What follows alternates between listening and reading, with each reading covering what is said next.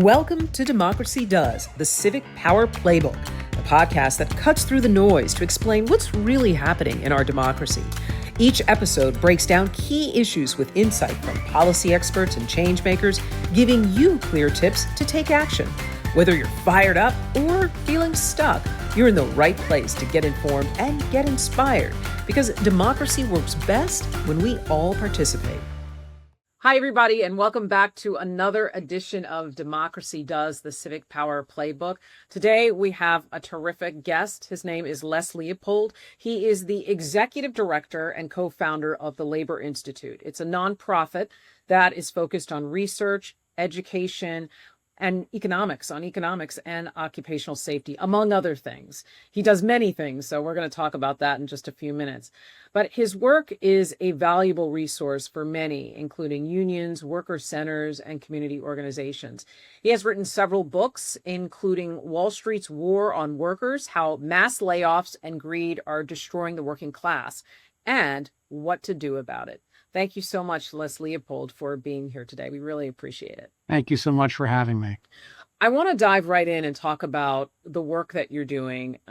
Let's jump right in to talk about mass layoffs, because we've seen that a lot of that has come in the form of government layoffs, which we witnessed last year with Doge, but we've seen that in the private sector too. And a lot of that, people are saying who are for this are saying it's because of technology and AI, and it's all about efficiency. But you say that's not necessarily true, that mass layoffs, that's a policy choice, and it doesn't have to be that way. Can you elaborate?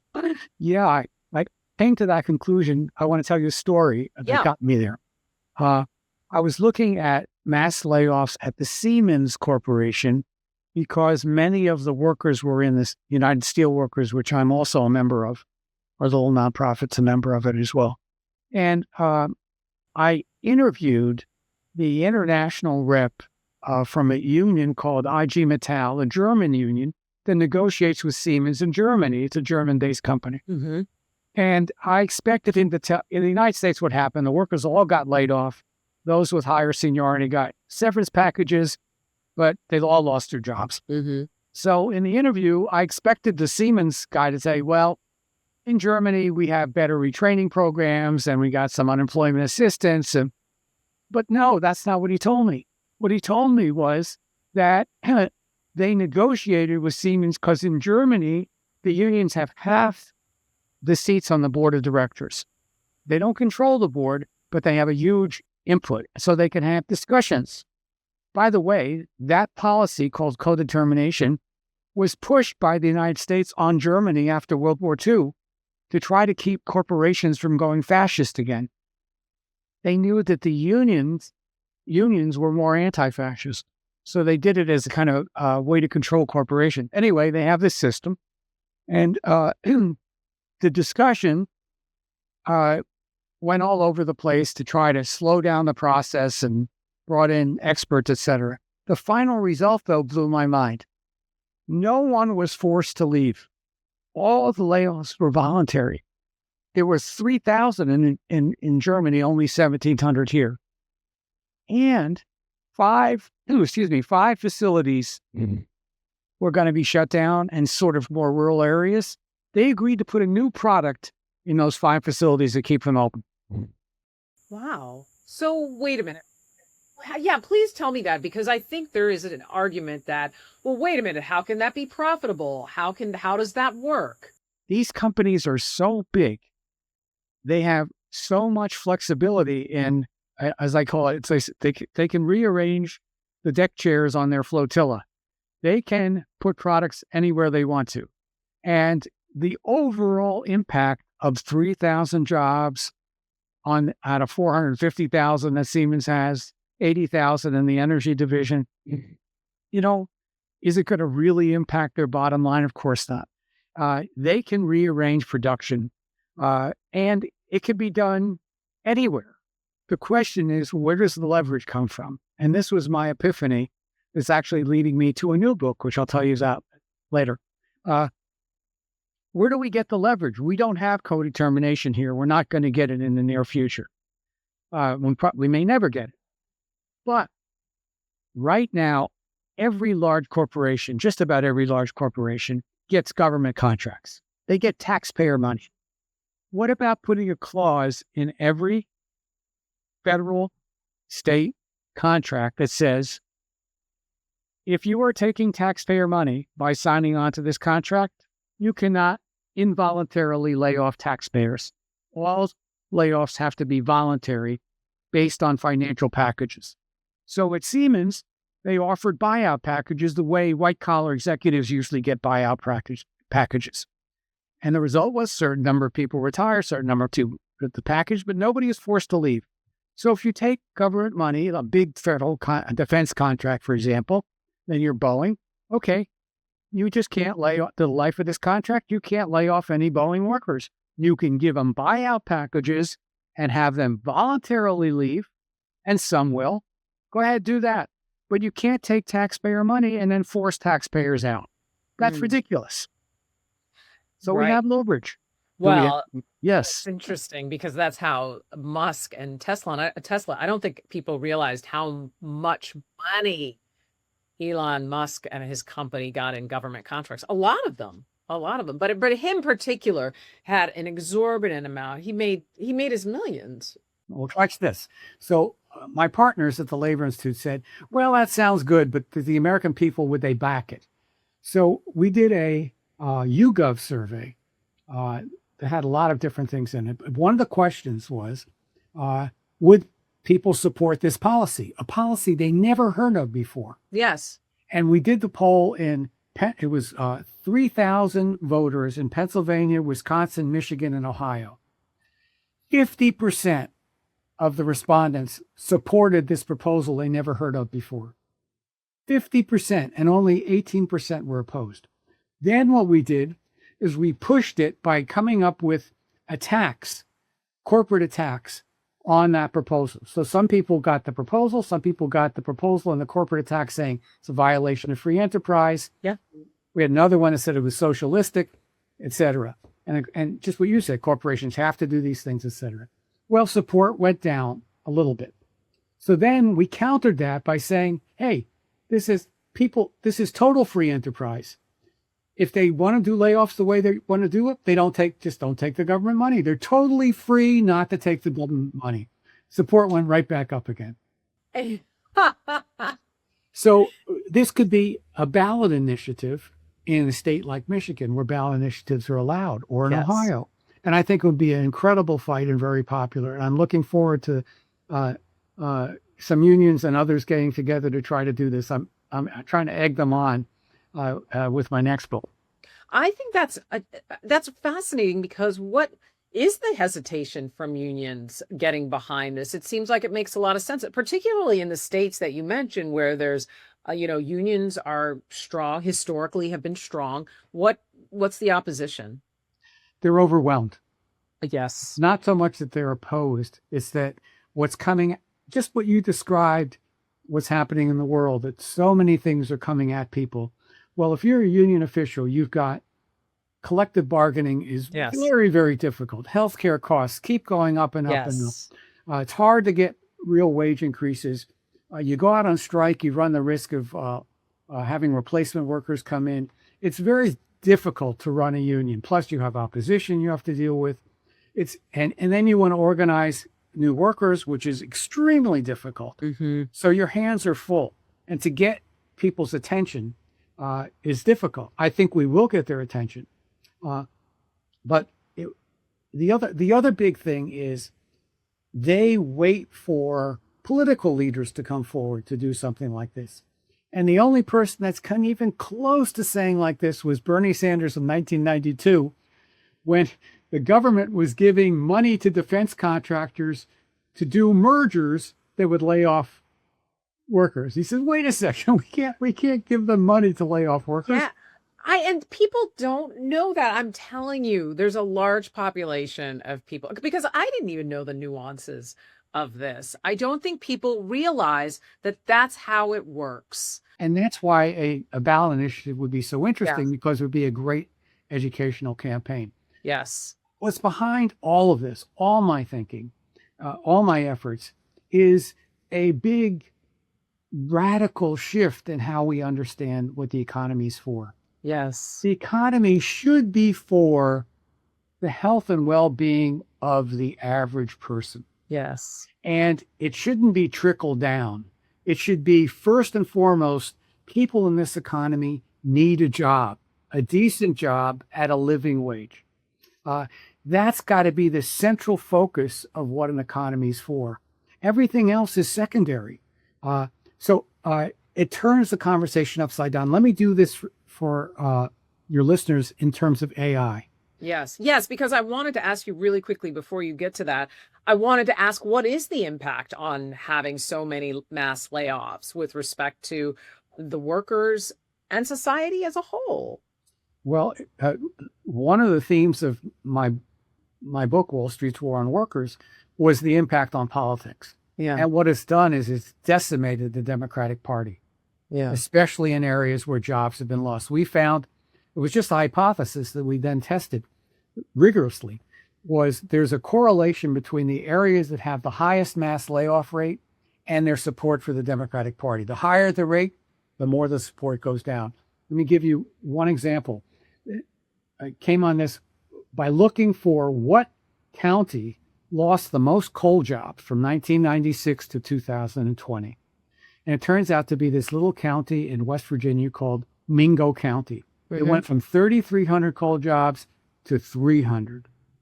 Lost 3,000 jobs, a county of 25,000 people. Wow. So you talk about it just, by the way, well, we'll get to this in 1 second. Anyway, the vote for the Democratic Party went from 70% for Bill Clinton. Every 4 years it went down as the coal jobs went down. Wow. Joe Biden got 14%. Kamala Harris got 13%. Obama in his first term got 45%, and then it dropped to 28% as jobs kept going down. What replaced those jobs? This is the story of all stories. What replaced the jobs in Mingo County were two pharmaceutical drugstores that started competing with each other doing opioid prescriptions. Oh my God. They put out one opioid prescription a minute. They became in the top 20 drugstores in the whole country. And cars lined up from a 5-state area to get their drugs in that area. So basically, opioids replaced jobs in Mingo County, West Virginia. You want to talk about the impact of mass layoffs? Awful. You're talking about deaths of despair. Yeah. Yeah. So this has to stop. This has to change. And it changes by putting working people in the center of politics. And this leads me to the survey we did in my next book, which is called The Billionaires Have Two Parties. We Need One of Our Own, How Working People Can Build Independent Political Power. And what we focus on is areas that have gone completely red. So there's no competition with the Democratic Party. There are 130 congressional districts that the Republicans win by 25% or more. Democratic Party is dead. So in this survey, you won't believe this. I didn't believe this. In this survey, I made up a new organization called the Independent Workers Political Association. It doesn't exist. Yes. At all. And its goal, it's in the first, there's just a paragraph, says it will support, it is outside of the two parties and it will support working class candidates. So they're independent of the two parties on a platform that only has 4 things in it. 1, no compulsory layoffs for workers at companies that receive government money. All layoffs will be involuntary, will be voluntary. 2, everyone should have a right to a job at a livable wage. The private sector can't support it. The public sector shall.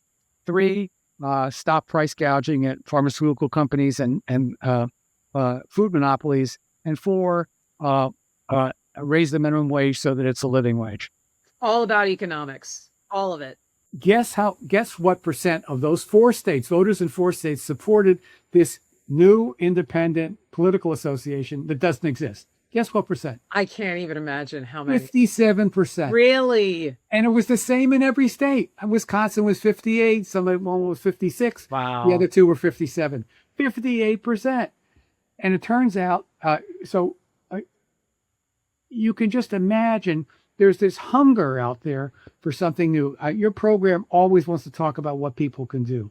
Well, the thing I really want to convince people to do is let's start a new political association for these red areas so that people really have a choice and working people can speak their minds. Let me take you then to AI, how we can flip this around. Yes, I would love to. I would love to hear that because I have another question too, just really quickly, because I definitely want to talk to about the AI piece. Okay. But fine, people aren't supporting the Democrat, but then why are they supporting Republicans? Because Republicans aren't for workers either. So they're hungry for that, but why are they going the other way? That's why 57% said they want a new party. They don't want to really support the Republicans. They don't want to really support the Democrats. But why are they supporting them anyway? I guess that's what my question. You're supporting people who have no interest in helping you. Okay, let's look at Mingo County again. Okay. All right. So the Democrats traditionally, ever since like the 1930s, were the savior of coal miners. Okay. Helped them unionize, helped them beat back the coal owners who were viciously militant against them, etc. And the Democrats, as you could see from Clinton's support, got, Carter, Clinton, Roosevelt, Truman all got tremendous support from Mingo County. Well, as jobs started disappearing, what did the Democrats do?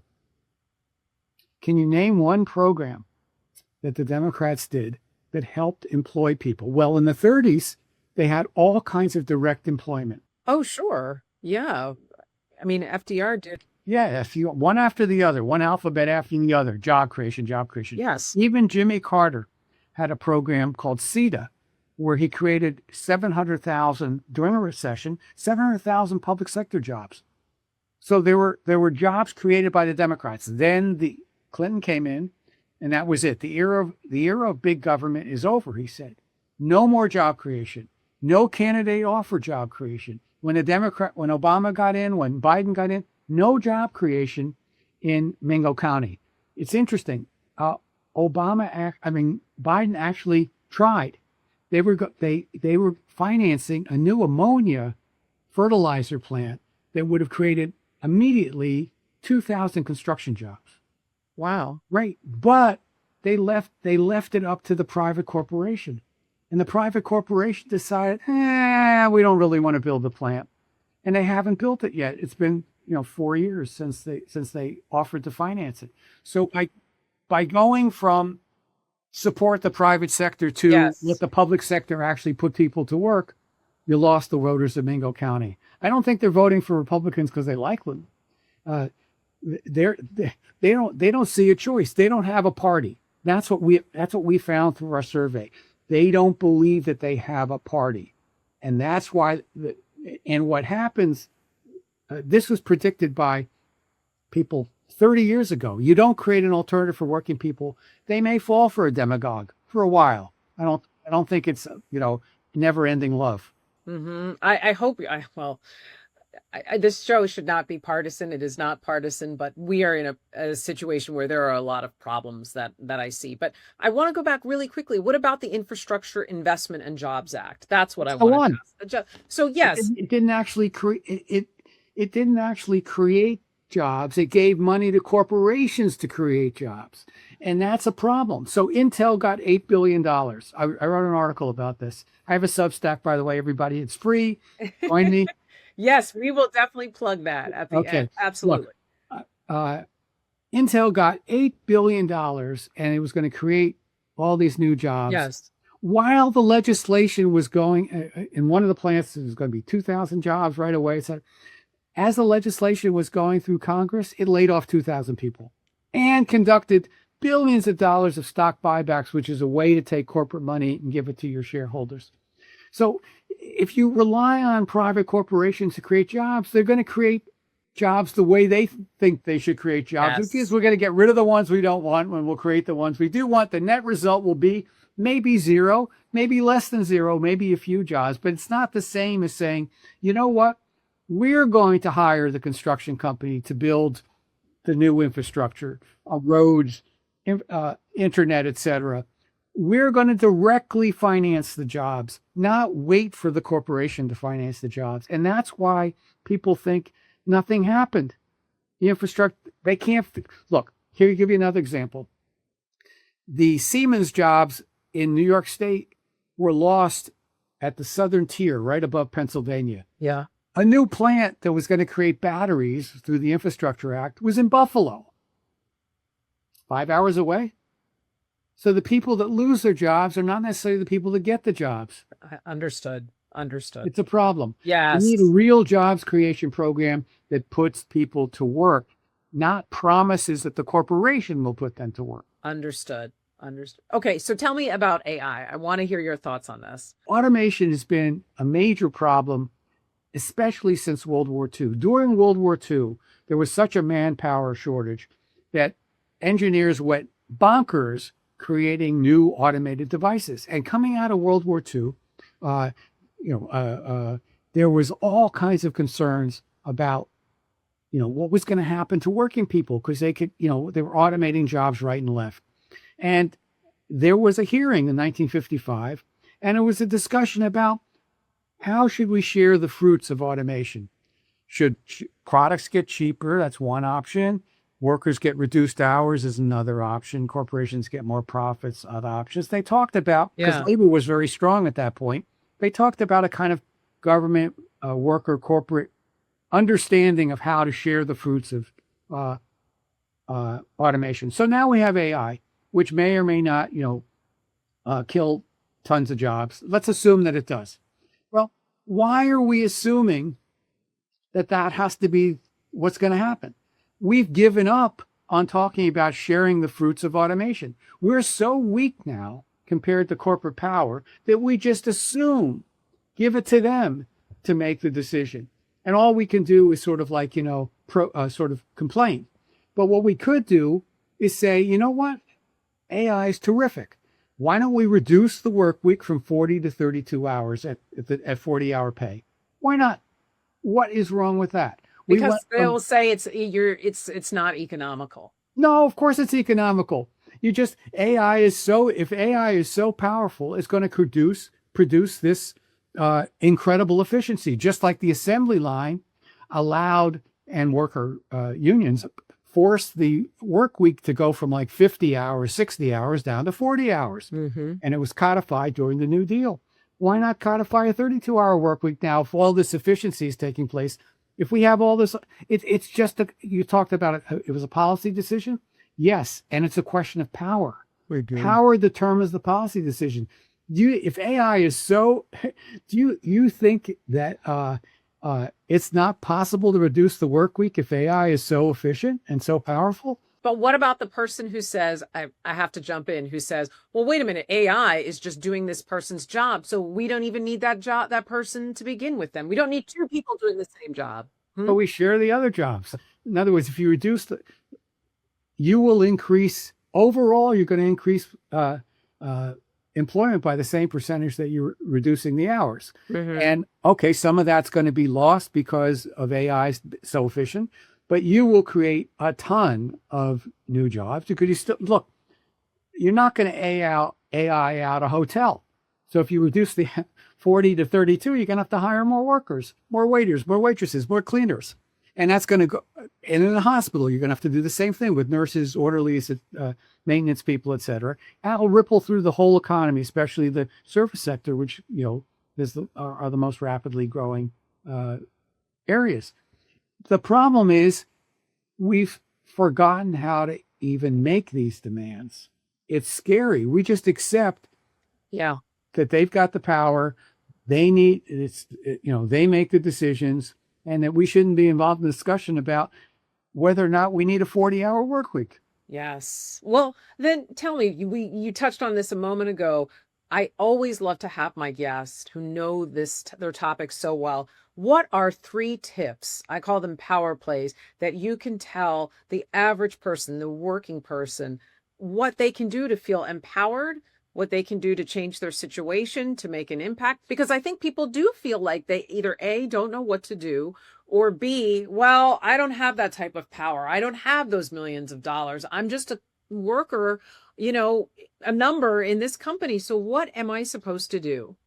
3 things. Yes. Want 3 things? Yes. 1, try to get in a union. Mm-hmm. 2, pressure that union to start some ballot initiatives that prevent needless mass layoffs.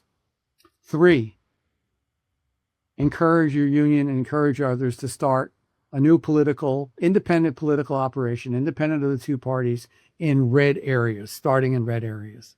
Those are the 3 things I would suggest. My upcoming book, I hope you'll have me on again in a couple of months, is all about what our survey showed people really wanted, what their problems were with the Democratic Party, what they really wanted to see happen in terms of an agenda, what they thought about a new political orientation, and what some of the other political objections are. Mm-hmm. Like, it could be a spoiler, or why don't we just find a charismatic leader to help us in the future? And then how do you go about building this? My job is to spur an educational discussion. So what I would ask people to do, the 4th thing, just start talking to your coworkers about whether or not we need a new political organization. Mm-hmm. Just start the discussion.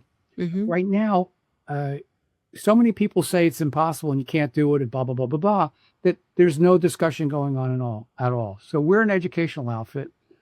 We don't have the means to start anything other than an educational discussion. Yes. So I'm going to go on as many podcasts as possible, try to encourage people to think about this and discuss it. And there are 2 elements. One is, what do you want such a party to stand for? I think you'll find that the core that unites people are economic issues. There is diversity of opinion about, trans people in bathrooms and abortion and this and that and the other. But what unites us is an understanding that working people should be the center of the economy. What does that look like? That's one discussion.